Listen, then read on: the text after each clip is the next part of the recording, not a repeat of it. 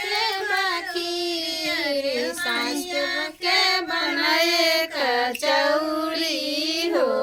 जिया जरी गया हमार सैया के बनाए कचौड़ी हो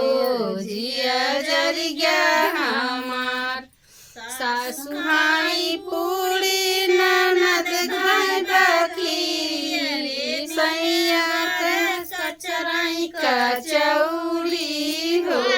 जिया जरी गया हमार दिन भर कचराई कचौड़ी हो